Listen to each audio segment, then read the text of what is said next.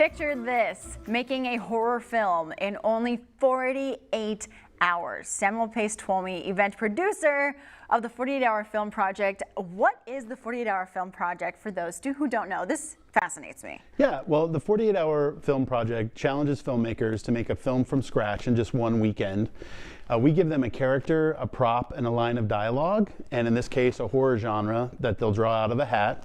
And everything else is up to them. They've got to make this 4 to 7 minute piece. 4 to 7 minutes. Yeah, within 48 hours. They shoot all over the state, and then they'll upload their films at the end of that period.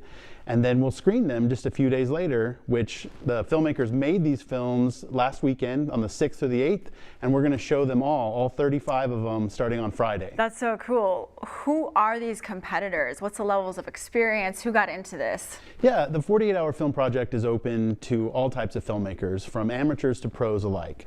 Everyone that comes to be a part of it has different experience levels. Yeah. And so you'll see, teams that are making their very first film, maybe on an iPhone or something, smaller, all the way up to professionals that are using top-end gear that they use possibly for their gig during the week.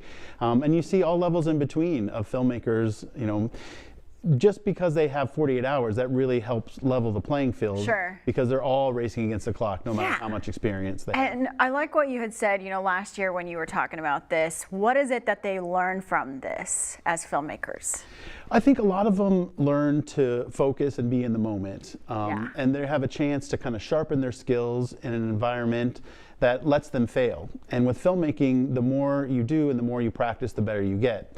And so for some of them that are on professional jobs all week, they don't have a time to be creative and try new shots. The 48 allows them to flex their creative muscles and make new types of films and just see, how they want to express their opinions. You kind of have to let go of the nerves too, because if you're talking everything that could go wrong not pressing record on a shot, erasing the film, Yeah, there's tons of things that can go wrong, but I'm always so impressed at how our filmmakers handle it, and they kind of just let it roll off their back and on to the next challenge. Yeah. With only 48 hours, you only have so long to dwell on what didn't go right, so you got to focus on what you can do and how you can get to that finish line before the clock runs out. And then you have your Best of the Best screening. Is that October 27th? Yeah, all of our screenings this year at the Fleur Cinema. We'll have two this weekend, the 13th and 14th. That's the premieres. And then on October 27th, it's the Best of Horror screening and costume contest, also at the Fleur. We'll screen the top 12 films and we'll announce all the awards that night. And we'll also have a cash prize for our costume contest.